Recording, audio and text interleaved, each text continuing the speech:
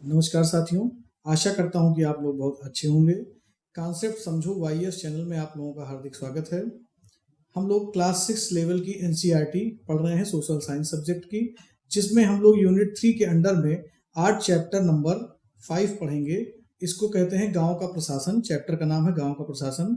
देखिए, किसी भी गांव में प्रशासन कैसे काम करता है और गांव में एडमिनिस्ट्रेशन के बाद और क्या क्या दिक्कतें आती हैं जिसे संभालने के चैलेंजेस गवर्नमेंट के पास होते हैं और गवर्नमेंट उन्हें किस तरह संभालती है, यानी विभिन्न मुद्दों पर सरकार कैसे ग्रामीणों की मदद करती है और ग्रामीणों को अपनी परेशानी के लिए किसके पास जाना चाहिए, कहाँ जाना चाहिए और कैसे वो अपने गांव में रहते हुए सरकारी सुविधाओं को प्राप्त कर सकते हैं, इन सब के बारे में हमें आज इस चैप्टर में पढ़ना है।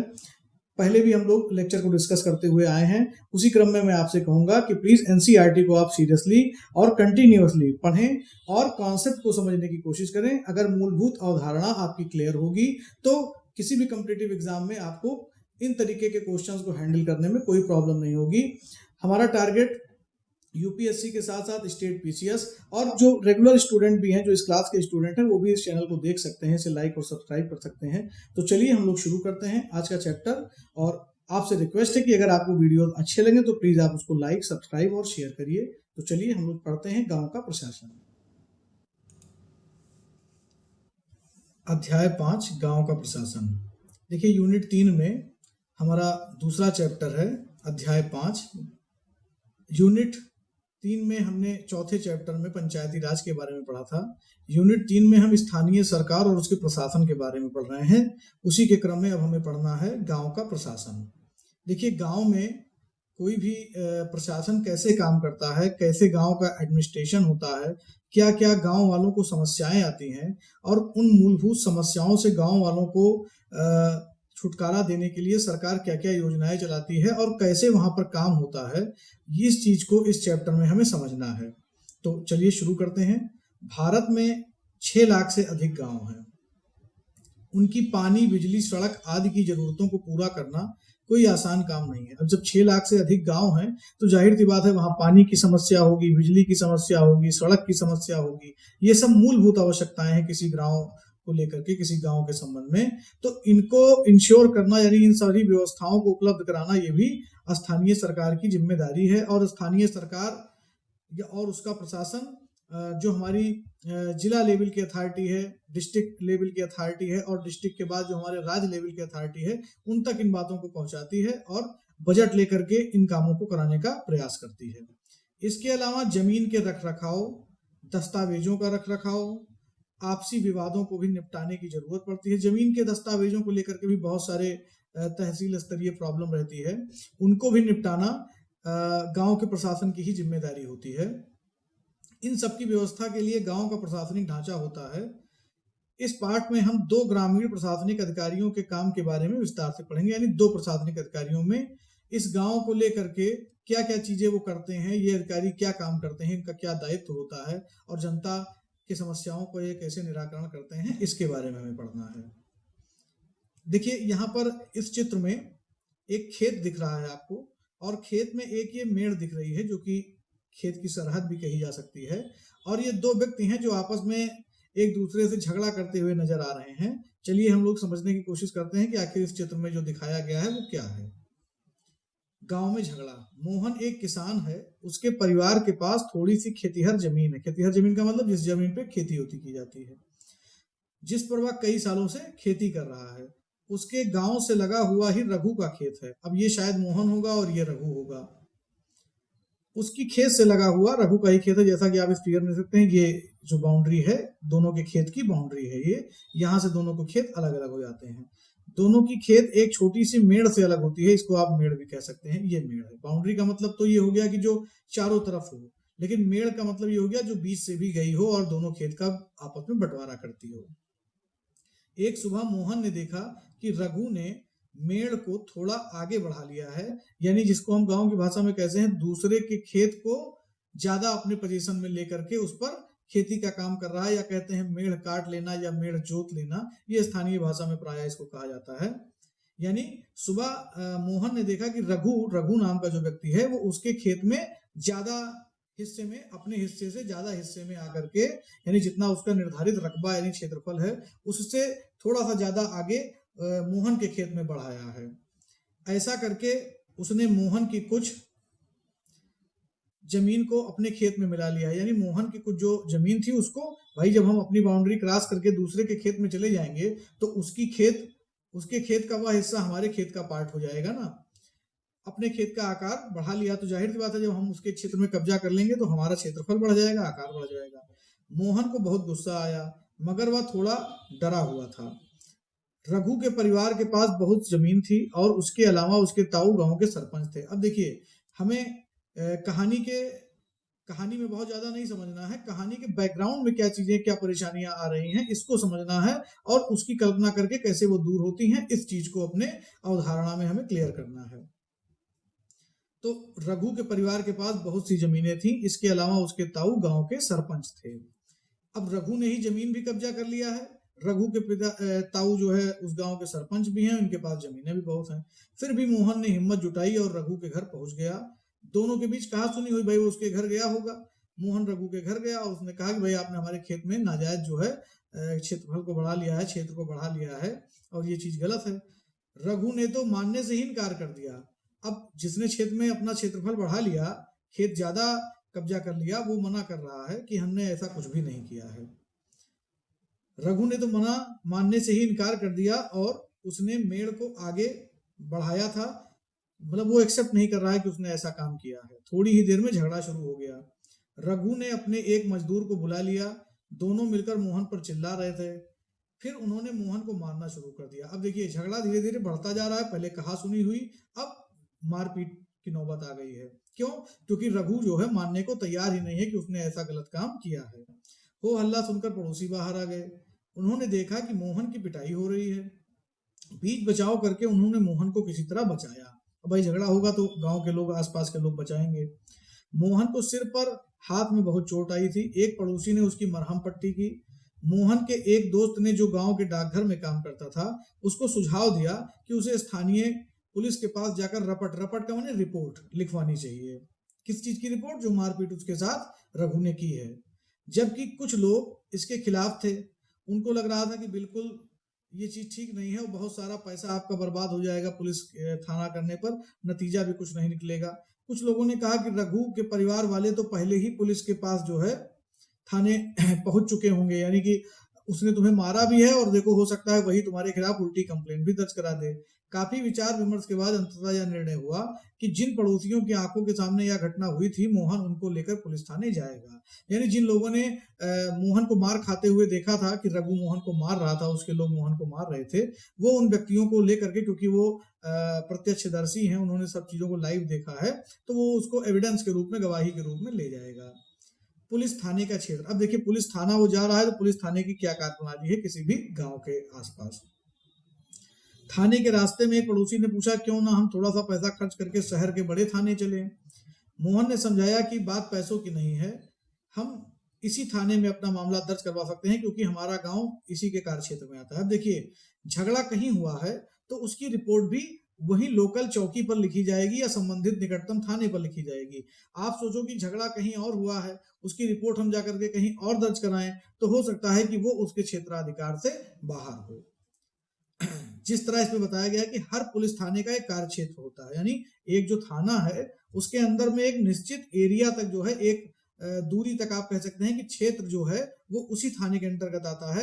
और अगर उस एरिया में कोई बदमाशी होती है, कोई चोरी होती है, कोई डकैती होती है या कोई भी दुर्घटना होती है तो वो संबंधित थाना उसकी रिपोर्ट दर्ज करता है जब आप कंप्लेन करने जाओगे तो, और उस पर एक्शन लेगा और जांच पड़ताल करके उस पर जो है, जो नियमानुसार दोषी होगा उनके खिलाफ कार्रवाई होगी। और थानेदार जो होता है, जिसे हम इंस्पेक्टर भी कहते हैं, वो उसके लिए जिम्मेदार होता है एक थाने के लिए। ठीक है। पुलिस थाने में होने वाला काम। अब पुलिस थाने में देखिए, जब मोहन जा रहा है तो आपने पहले पुलिस थाने का मतलब समझा, अब उसमें क्या काम होता है ये समझना है। जब सब लोग पुलिस थाने पहुंचे तो मोहन थानेदार के पास गया और पूरा मामला बताया। अब देखिए, मोहन थानेदार यानी इंस्पेक्टर के पास गया और उसने अपने साथ हुई पूरी घटना का जिक्र थानेदार यानी कि इंस्पेक्टर से कर दिया। उसने यह भी बताया कि वह अपनी शिकायत लिखित रूप में देना चाहता है, यानी राइटिंग में देना चाहता है। थानेदार ने बड़ी बेरुखी से कहा कि उसके पास छोटी छोटी शिकायतों की जांच पड़ताल का समय नहीं है। यानी थानेदार को ऐसा लग रहा है कि आपस में किसी की झगड़ा या बहस कोई हुआ है, बहुत इंपॉर्टेंट इशू नहीं है, और वो इग्नोर कर रहा है एक टाइप से मोहन को। तो उसने कहा कि छोटी छोटी शिकायतों की जांच का मेरे पास समय नहीं है। मोहन ने अपने घाव भी अब दिखाना शुरू किया। देखिए, अब मोहन अपने साथ हुए दुर्घटना की गंभीरता को बताने के लिए थानेदार को अपनी परेशानी दिखा सके, इसके लिए वो देखिए अपने घाव दिखाया, लेकिन थानेदार पर कोई असर नहीं हुआ। मोहन हैरान था कि उसकी शिकायत आखिर दर्ज क्यों नहीं की जा रही है। भाई, उसको मार पड़ी है, उसके साथ मारपीट की गई है, तो उसकी शिकायत आखिर दर्ज होना चाहिए। मोहन बाहर गया और अपने पड़ोसियों को बुलाकर अंदर ले आया। अब सही बात है, पड़ोसी जब किसी की मदद करने के लिए जा रहे हैं तो थाने में जाने में उन्हें डर लगा, तो वो कहे ऐसा है आप चले जाइए, अपनी रिपोर्ट दर्ज कराइए, हम लोग यहीं वेट कर रहे हैं, ऐसा ना हो कि पुलिस वाले पकड़ के बैठा लें। तो देखिए, पड़ोसी बेचारे डर गए, भयभीत हो गए, लेकिन अब चलिए गए हैं साथ में तो जाना ही पड़ेगा। मोहन बाहर गया और अपने पड़ोसियों को अंदर ले आया। पड़ोसियों ने थानेदार को समझाया कि मोहन को उनकी आंखों के सामने पीटा गया। अब देखिए, पड़ोसी एज एविडेंस, एज ए साक्ष्य थानेदार साहब को कॉन्फिडेंस में लेने की कोशिश कर रहे हैं कि साहब मामला बहुत गंभीर है और इसको मारा भी गया है, पिटाई भी इसकी की गई है, बहुत सारे लोगों ने इसको मारा पीटा है। ठीक है, अगर वो उसे नहीं बचाते तो बहुत गंभीर चोट आ जाती। उन्होंने मामला दर्ज करने पर जोर दिया, यानी थोड़ा सा उन्होंने इस बात को गंभीरता से कहा कि साहब थाने में आप इस मामले को दर्ज कर लीजिए अपने। अंततः थानेदार साहब राजी हो गए। उसने मोहन को अपनी शिकायत लिखकर देने को कहा। थानेदार ने वायदा किया कि अगले दिन एक हवलदार घटना की जांच पड़ताल के लिए उनके यहाँ पहुंचेगा। यानी ठीक है, अब आप आज जाइए, आज आपने कंप्लेन की है और हम इसको जो है देखेंगे, अपने संबंधित सक्षम अधिकारी को आपके घर पे भेजेंगे, हवलदार को भेजेंगे, फिर वो एक्शन लेगा। तो ये हो गया एक थाने का काम, यानी किसी की कंप्लेन आई तो थोड़ा बहुत रस्साकसी के बाद आप कह सकते हैं कि कंप्लेन दर्ज हुई और कंप्लेन दर्ज होने के बाद उस पर एक्शन का आश्वासन मिला। ठीक है, अब ये तो हो गया एक अधिकारी का काम। जैसा कि हमने इसमें पढ़ना है कि हमें दो लोगों का काम पढ़ना है। तो एक तो आपने थाने और गांव में जो पुलिस की व्यवस्था है उसका आपने जो है अध्ययन किया। अब हम देखेंगे राजस्व विभाग का काम। आपने पढ़ा कि मोहन और रघु के खेत में मेड़ को लेकर जबरदस्त लड़ाई हुई। अब मेड़ का मतलब जो बाउंड्री, जो उनका बीच का सरहद था, जिसे आप कह सकते हैं जो दोनों खेत को बीच से जो है बांट रहा था, अलग अलग कर रहा था, उसको लेकर के लड़ाई थी। क्या ऐसा कोई तरीका नहीं था जिससे वह अपना मामला शांतिपूर्वक सुलझा लेते? क्या कोई ऐसे अभिलेख यानी रिकॉर्ड होते हैं जिनसे ये पता चल सके कि गांव में किसके पास कौन सी जमीन है? आखिर ये मामला कुल हम अगर देखें तो सरहद का ही है। यानी एक व्यक्ति कह रहा है कि मेरी सरहद यहाँ तक है और दूसरा व्यक्ति कह रहा है नहीं नहीं और तुम पीछे हटो, मेरी सरहद तुम्हारे खेत में यहाँ तक है। अब चलिए हम लोग देखते हैं कि कैसे, क्या कोई ऐसा रिकॉर्ड है जिससे पता चल सके कि किसी का खेत कितना है, उसके हिस्से में कितना खेत है।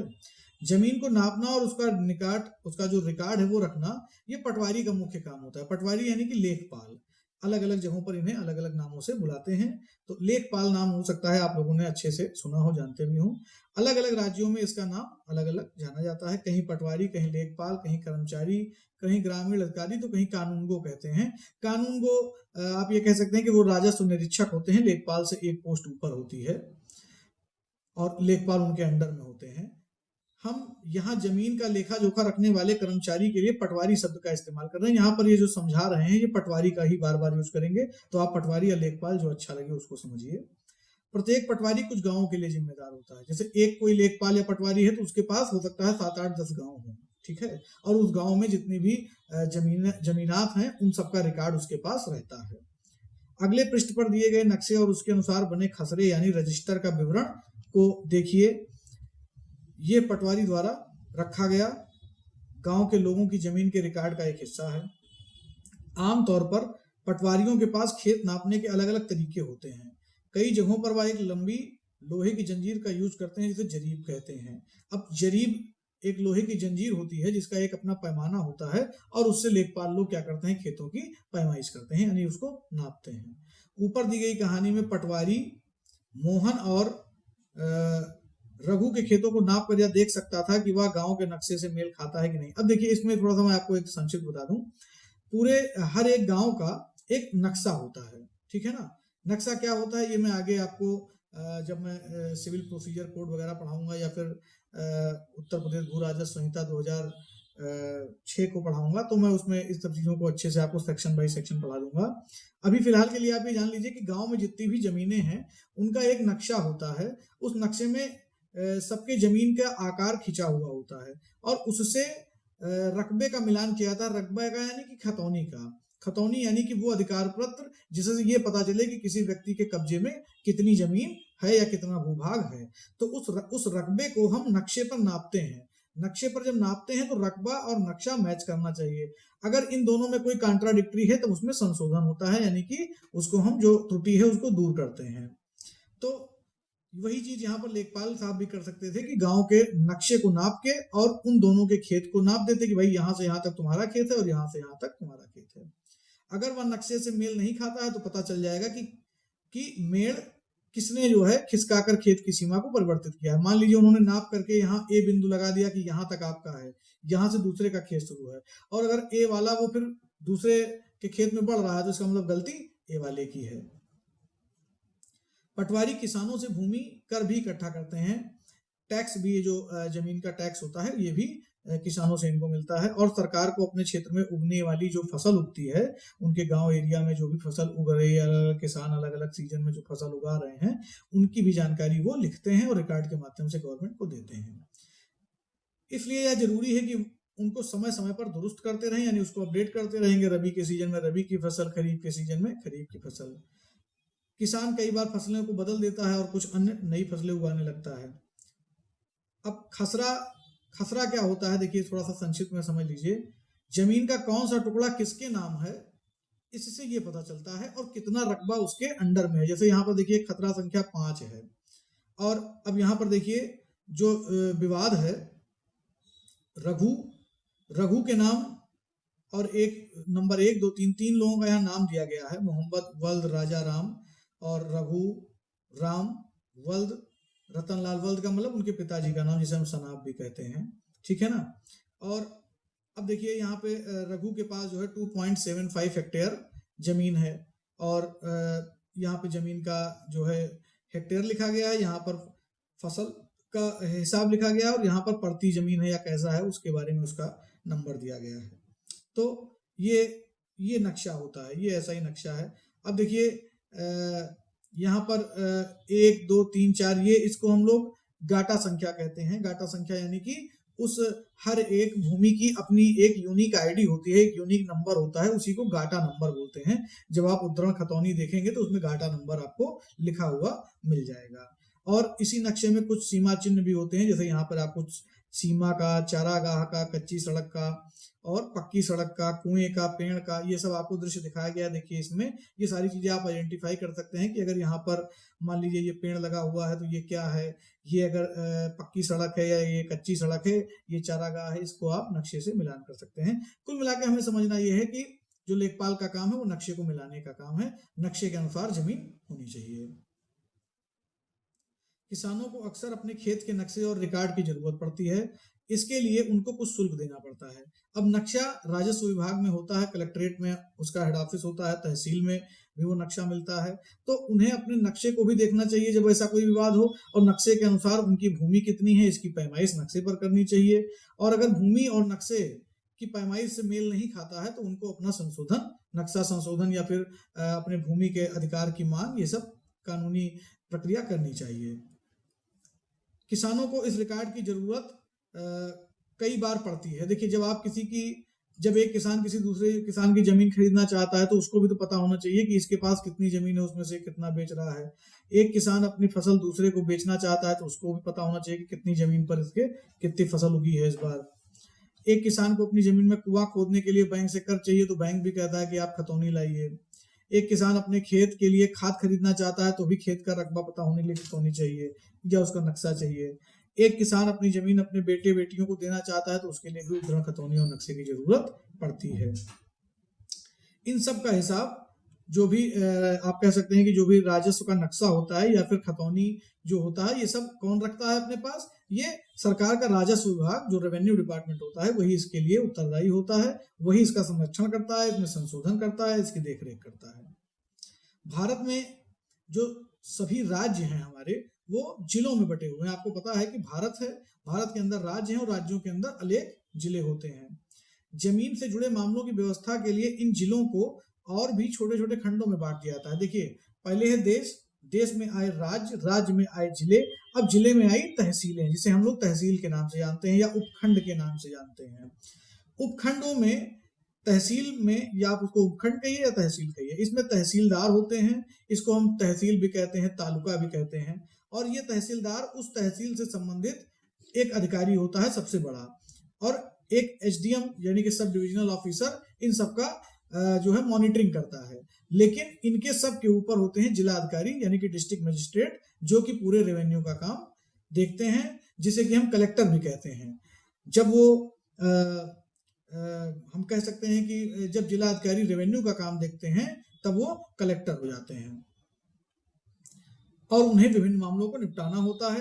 अब तहसीलदार क्या करते हैं, ये जो पटवारी हैं इनके कामों को अपना देख रेख रखते हैं, इनके कामों को चेक करते रहते हैं कि सही से राजस्व रख रहे हैं और टैक्स वसूल के ला रहे हैं कि नहीं, इन सब चीजों की इनको मॉनिटरिंग करनी होती है। लेखपाल को आपने सुना होगा कि जब आपको आय, जाति, निवास का प्रमाण पत्र बनवाना होता है तो भी आप लेखपाल के पास जाते हैं, तो जरूरत पड़ने पर वो जाति प्रमाण पत्र आदि भी जारी करते हैं। तहसीलदार के दफ्तर में जमीन से जुड़े विवाद के मामले सुने जाते हैं। अब देखिए, जो तहसील में जमीन से संबंधित कोई मामला होता है तो उसके लिए एप्लीकेशन हम पहले तहसीलदार के यहाँ ही देते हैं, वहीं से उनका निस्तारण होता है। अब यहाँ पर एक नए कानून हिंदू अधिनियम धारा 2005 के बारे में बात की गई है। इसमें महिलाओं को हैसियत के हिसाब से जो है, मतलब आप ये कह सकते हैं पहले महिलाओं को संपत्ति में अधिकार नहीं दिया जाता था, और अब कई राज्यों में हिंदू औरतों को परिवार की जमीन में हिस्सा नहीं मिलता था, और पिता की मृत्यु के बाद भी जमीन बेटों में ही बांट दी जाती थी, और स्त्रियों का या महिलाओं का हाल बहुत ही खराब था।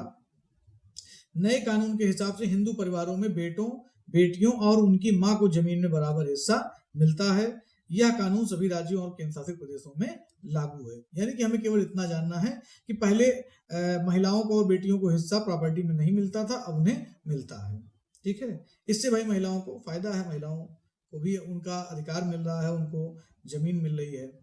कई बार ऐसी कई महिलाएं होती हैं कि जब जिनके हस्बैंड की डेथ हो जाती है तो केवल अगर लड़कों को ही सब कुछ मिला या पुरुषों को सब कुछ मिला तो पुरुष अपने नाम पे सारी प्रॉपर्टी करवा लिए, और फिर उस महिला का जीवन बड़ा ही बेकार हो गया, क्योंकि उसके पास ना तो खेती के लिए जमीन है, ना ही खेती से अन्न पैदा करके वो जो है 4 पैसे की आमदनी कर सकती है। ये सब प्रॉब्लम हो जाती थी।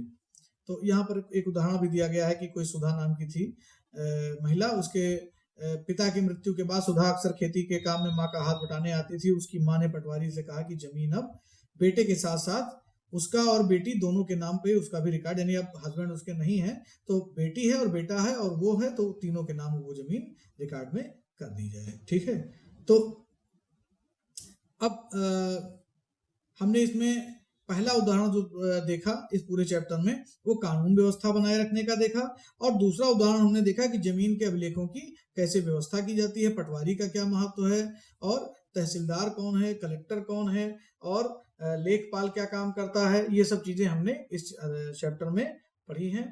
तो आशा करता हूं कि आपको चैप्टर अच्छे से समझ में आया होगा, और अगर आपको ठीक लगता हो चैप्टर और मेरे द्वारा बताई गई बातें अगर आपको समझ में आती हो तो प्लीज आप चैनल को लाइक और सब्सक्राइब जरूर करें।